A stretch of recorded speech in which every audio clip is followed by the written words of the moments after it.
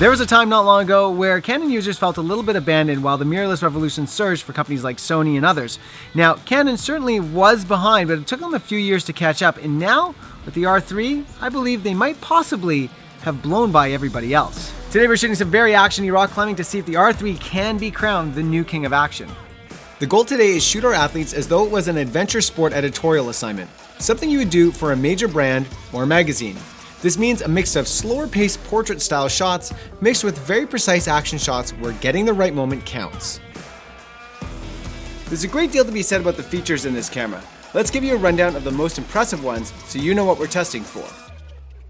The R3 is the first 3 series line for their digital cameras, but it certainly deserves to be a 1 series camera. The full-frame sensor is completely redesigned and is now back illuminated and stacked for improved light performance and faster readout.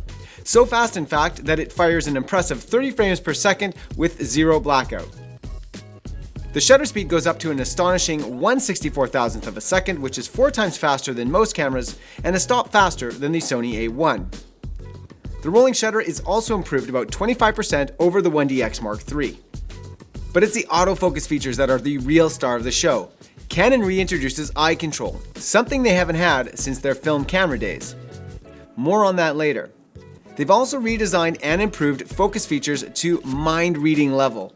In low light conditions, the focusing range is now -7.5 EV, the best of any EOS camera to date. Their 5-axis IBIS is now 8 stops of stability.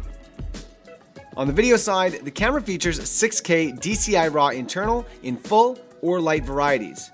4K is automatically oversampled from the 6 and does a handsome 120p in high frame rate mode. All video modes are now time limit free and offer the new advanced autofocus features, save for eye control. There are many more new features, but these are the ones that stand out. Okay, I'm back here in the studio because I want to take a couple days to go over the footage as well as to contemplate my experience before I wrapped up this video. Now, a couple caveats. One is, I only got about 7 hours with this camera, and that's really not enough time to do any sort of control tests or comparisons. This is a first impressions video in every sense of the word. And like a lot of you, I'm also very curious about how this camera stacks up against the Sony A1, which has a lot of similar features, but boasts actually higher resolution in both photo and video. No time for that, and only time will tell how these two cameras perform next to each other. But in the meantime, what I think I have is more of an experiential-based approach. For working photographers under the pressure of a paid job, even though we kind of faked it for this video, I wanted to see what this camera was like when you had a limited amount of time and a set amount of shots that you knew you needed to get. And so, without further ado, why don't we head back to the cliff and get this thing going. Now, this first bit are the editorial photos, which are easy for the camera, but I'm using this time to get used to it before I'm thrown into the fire. And right away, I'm loving how much lighter this camera is compared to the 1DX Mark III. The second thing I'm testing for is the new eye control autofocus. I wanted to make sure it was working for me before I started shooting the action. A few steps to calibrate, and I had it working to about 80% accuracy. Now, accuracy does seem to wane if you have a little bit of light leak into the EVF. But with multiple calibrations, the accuracy does get better, so it'll be something that continually improves over usage. I'll also be testing out the video features for the first time. Now, this camera does an astounding 6K with all the same autofocus capabilities as in photo mode except for eye control. It can also do RAW internal at 6K, and there is no sensor crop. Now, the one downside though is that 6K DCI is only available in RAW. And since there is no RAW support at the time of this review, I had to shoot the oversampled 4K. As predicted, the colors and video quality are amongst the best out there. Skin tones are absolutely magnificent as well, right in line with what we expect from Canon. I also took a moment to do some low light portraits in a narrow crevice, where I bumped up the ISO to 10,000.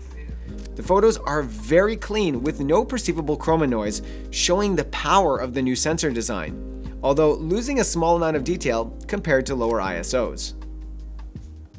Once I was feeling confident that the camera was working for me, it was time to rig my lines and start to work on the climbing shots. Here is where the power of the R3 will be tested. In terms of speed, rock climbing is a far cry from motorcycle racing or basketball, but getting a good, usable shot is nearly as difficult. For one, the climber rarely faces the camera, and limbs are often obscured. I'll be looking for a few moments where they do, and I'm going to use the 30 frames per second continuous shooting to make sure that I don't miss that perfect moment where their body position and the action all come together. I'm looking for a fraction of a moment in time that tells a story or sells a mood. The second way the R3's power is valuable is that I've put these athletes to the test by getting them to climb a very difficult route that will push their limits. That means they'll likely be taking some big falls, and that's action I don't want to miss either. The moment has to be right and the focus has to be spot on for this to work. If there's any takeaway from this experience, it's all about the autofocus. This camera is so much more advanced than any other camera I've used, including Sony cameras, that I was a little bit concerned that it was going to be very complex and turn into a completely hot mess. But I've never used a camera where the focus was just so spot on every time with nearly every shot. Its updated intelligent tracking made it feel as though it was actually reading my mind. And there were a few instances, of course, where it would focus on things that I didn't want it to. But I'm confident that if you use this camera for a few months, you will have it perfectly harnessed.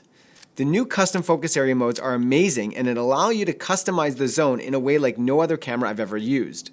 I want to take a short moment to switch over to video and talk about one question that I think a lot of people are going to be wondering about, which is overheating. I didn't have the camera long enough to test this, but the camera was on all day, shooting photos and video constantly, and the body never even felt warm to the touch, and I never got a heat warning. The Canon technical rep told me that the heat management has been greatly improved on this camera, and I don't doubt it. To what extent? I can't say.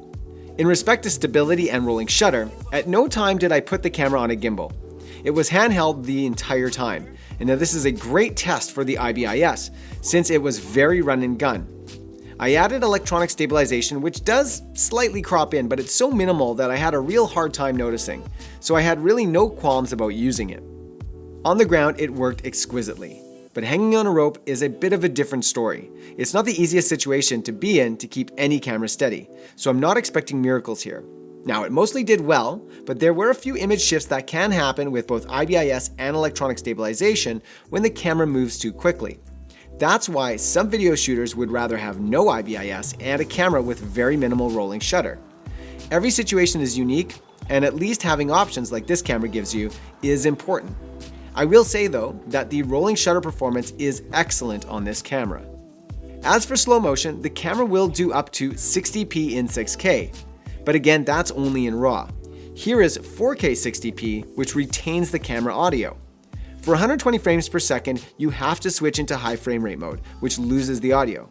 It would have been nice to have a 120 FPS native option for capturing audio. The high frame rate mode also appears to drop the oversampling and is a bit softer than the regular frame rates. So the question remains, is the R3 one of, if not the best mirrorless camera on the market? Well, it's going to have to pull a heck of a lot of weight to compete with the Sony A1, so only really time will tell. What I do, however, have for you today is that the physical act of using this camera and getting it to work for me by far exceeded all the hype and the expectations I had for this camera. It is pretty clear to me that Canon is very serious about dominating the mirrorless camera game. So for photojournalists, sports, wedding, wildlife shooters, I'm pretty sure that your experience with this camera will mirror mine and it will likely exceed your expectations as well. And that's it for today. Thank you guys so much for watching, and thanks for Canon for lending us this camera for a whole day. Last time we only got the R5 and R6 for like 3 hours, so it was a lot of fun. We had a lot of fun making this. As always, please subscribe to this channel for more videos like this and comment in the comment section below. Oh, I know you've got something to say and I want to hear it. That's it for me. Goodbye. Peace.